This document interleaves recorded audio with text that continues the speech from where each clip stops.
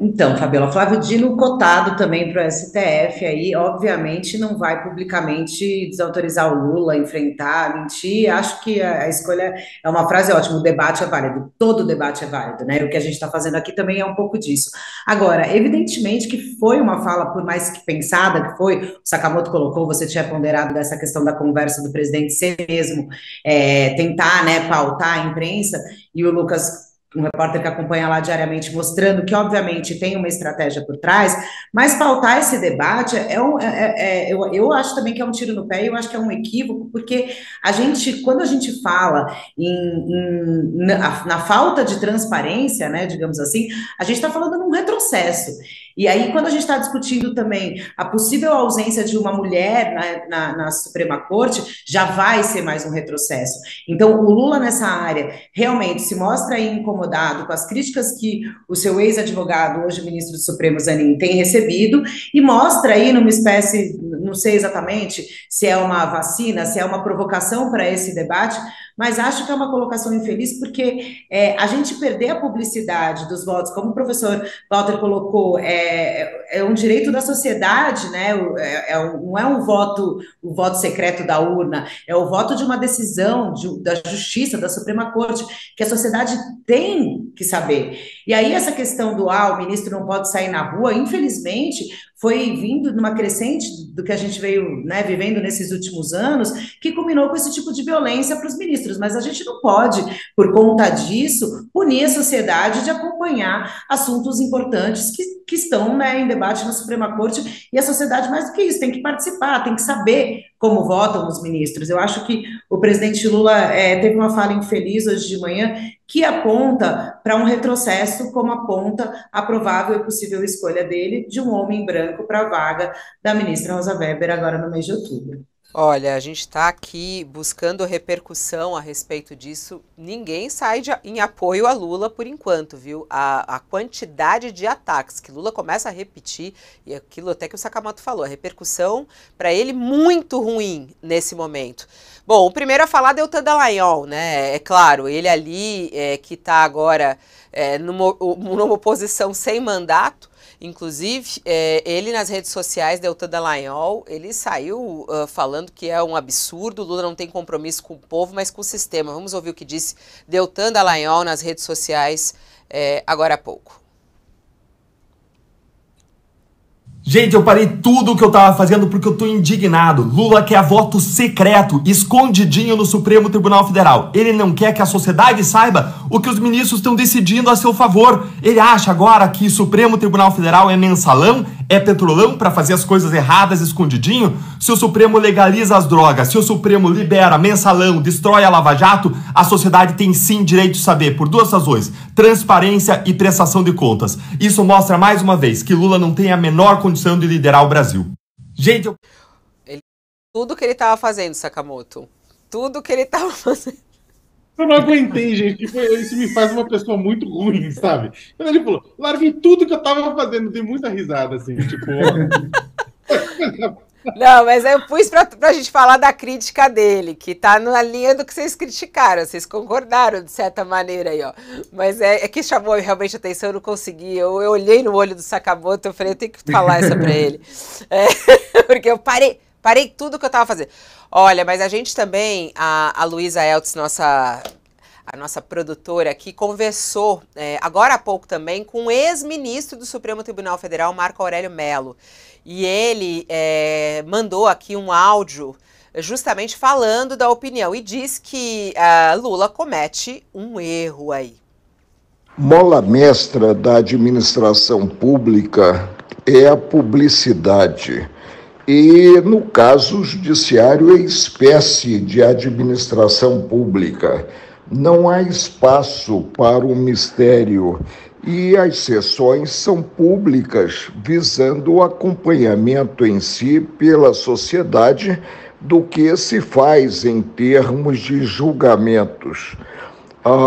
Isso permite que o contribuinte cobre postura, que o contribuinte, a partir das informações da grande imprensa, esteja a par do dia a dia do judiciário.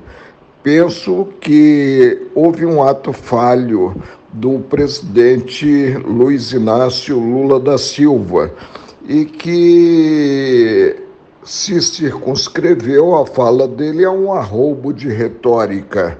Não há espaço para retrocesso em termos de ares democráticos.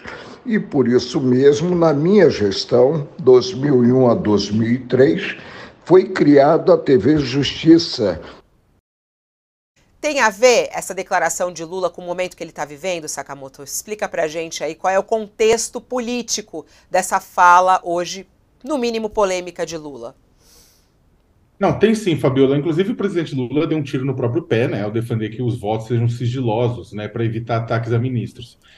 A sociedade, né, como o Walter falou, né, ela tem o direito de saber como cada membro da Suprema Corte interpreta a Constituição, tanto quanto os ministros também desejam mostrar seu voto para a sociedade. Não é só a sociedade. Tem muito ministro que quer mostrar como votou, quer influenciar em jurisprudência, né? Tem a questão do ego também, a gente nunca pode esquecer. Então, ou seja, é uma bobagem. A violência contra os ministros, ela não é consequência do respeito do princípio republicano da publicidade, como o Walter também colocou, né? Ou seja, publicidade dos atos públicos, ou seja, da transparência. A violência, ela é consequência da impunidade dos que fomentam ódio e intolerância contra pensamentos divergentes, né? E da incapacidade exatamente dos três poderes, inclusive o poder executivo, em reduzir a ultrapolarização que desumaniza a diferença e torna esse ato de atacar instituições quase que uma regra, quase que uma norma, né? Fomentada por lideranças autoritárias. Agora, fazendo um paralelo da nossa profissão, eu acho que é bem interessante, a solução para ataques contra jornalistas, né, não é retirar a assinatura do jornalista da reportagem do artigo de opinião, é garantir que o jornalista tenha certeza de que sua integridade física, de que sua integridade psicológica, de sua família não serão atacados pelos seus trabalhos, né? E eu não estou falando de retórica, né? Eu tomo porrada na rua sempre da extrema-direita e eu não quero ficar às sombras, né? Existe, também, é claro que existe um debate sério em meio de tudo isso, né, sobre a importância de decisões coletivas na justiça como forma de diminuir o individualismo em cortes colegiadas, individualismo, estrelismo, que cresceu bastante a partir do momento que os julgamentos passaram a ser transmitidos pela TV, né, a faca de dois gumes. Mas o Lula não puxou o debate por essa questão da qualidade de julgamento, alguma coisa nesse sentido, mas das críticas sofridas, é outro enfoque. E nesse enfoque, não é coincidência que isso esteja acontecendo logo depois da enxurrada de críticas que o Zanin, Cristiano Zanin, seu ex-advogado e seu último indicado pelo Supremo, sofreu, depois de uma série de posicionamentos conservadores, né? Temos a questão do princípio da insignificância, da equiparação da homotransfobia e injúria racial, né? Da questão de aceitar que a polícia, uma ação contra a polícia no Mato Grosso do Sul por conta de violência contra Guaranis e Kaiowás. O Lula pode ter tomado as dores, aí para finalizar, tanto do seu ex-advogado em público, mas também das suas próprias dores, uma vez que ele está sendo pressionado por eleitores para indicar uma mulher negra progressista para a vaga que será aberta pela Rosa Weber, por razões óbvias, né? O Brasil nunca teve uma mulher negra progressista. O Lula, na verdade, durante a campanha, falou da importância e se calcou nesses grupos para poder se eleger. Negros e mulheres deram mais votos do que brancos e homens para o Lula, né? Há uma dívida histórica com relação a isso, né? O Lula poderia, só para terminar, o Lula poderia ter falado sobre as ações que estão sendo tomadas pela Secretaria de Políticas Digitais, pelo Ministério da Justiça, pelo Ministério da Educação para reduzir o ódio e a intolerância. E não fez. Ele foi, na verdade, fazer o quê? Ele foi dar um pitaco sobre o regimento de outro poder. Se nem o Alexandre de Moraes, se nem o Luiz Roberto Barroso, que foram os principais focos de ataque nos últimos tempos, por também terem presidido o TSE, não pediram isso, por que um presidente da República vai pedir? Agora, ele vai ter que responder, vai ter ruído, vai ter reclamação, vai ter comparação injusta com Bolsonaro, porque o Bolsonaro é um autocrata e o Lula não, mas vai ter tudo isso e ele vai ter que engolir seco. Ó, eu só vou reproduzir o que a galera tá fazendo aqui, ó. Palminhas pra você, ô Sakamoto. O pessoal falou, caramba, o Sakamoto foi em cima. Certíssimo. Olha, em primeiro lugar, o ministro Flávio Dino disse que isso é um assunto de pauta. Só que ele esqueceu de dizer, de pauta antidemocrática. De não se fazer isso. Não se pensar nisso. Volto a afirmar. Nos países da União Europeia, toda a sentença que é publicada, toda a decisão que é publicada tem um prefácio que diz: em nome do povo, a justiça decide, porque a justiça é do Estado. O Estado atua em nome do povo nas democracias. Então, só por aí dá para ver que é um assunto que, se entra em pauta, é um assunto antidemocrático. Então, precisa sair da pauta. Muita gente, e ninguém falou nisso, é importante, muita gente pode dizer, o internauta já escreve, porque eles estão sempre atentos. Ora, mas as questões que são decididas secretamente pela justiça. Atenção, assuntos referentes a direito de família, a direitos personalíssimos que dizem respeito apenas à pessoa ou àqueles que estão em litígio. Por exemplo, uma investigação de paternidade. Então, todas essas questões, tem gente pensando naquele falecido animador de programas, do Gugu, tá? Essas questões, por dizerem respeito só às pessoas, elas são privativas. Essas não se dá publicidade no interesse da sociedade, no interesse maior da sociedade. Mas o resto não. O resto é publicidade. Senão, nós vamos voltar, Fabíola, como você lembrou, à Inquisição, ao tudo secreto, às conventículas, aquilo que se fechava, que ficava secretíssimo, a pessoa acabava condenada à morte, tinha a cabeça cortada, ou a igreja mandava executar e o Estado executava, por exemplo, Giordano Bruno, que foi colocado na fogueira. Então, tudo isso se dá de forma secreta. Isso é medieval. O direito penal se humanizou. E, mais do que isso, o Estado democrático prevaleceu. Nós estamos, Lula, no século das luzes, que veio no século XVIII. Então, é o século das luzes, da democracia, da publicidade, do povo comandando pelos seus representantes e ficando a saber do que se está decidindo.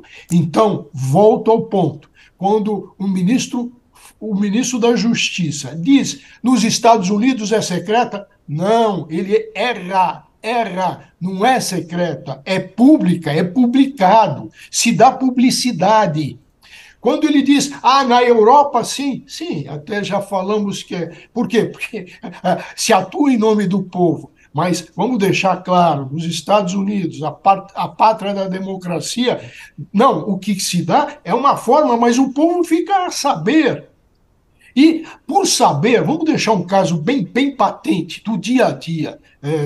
Sakamoto vai lembrar bem do que eu estou falando. Estou falando do Trump. O que está acontecendo com os processos do Trump?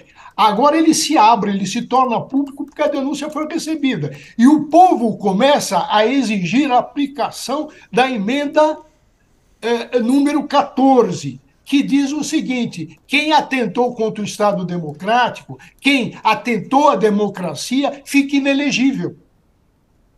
Percebe o que é a importância da publicidade? A publicidade leva o povo a pensar, o povo a exigir. Nos Estados Unidos, agora, nesse momento, se faz pressão para a aplicação da emenda constitucional que fala sobre aquele que descumpriu um compromisso, que é o Trump, e que criou o quê? Uma tentativa de golpe no Capitólio. Por isso é importante a publicidade, eu estou citando um exemplo do dia a dia de agora. Aliás, tem muita gente aqui falando sobre a questão dos Estados Unidos, né? Então a gente vai dizer que os Estados Unidos não têm democracia.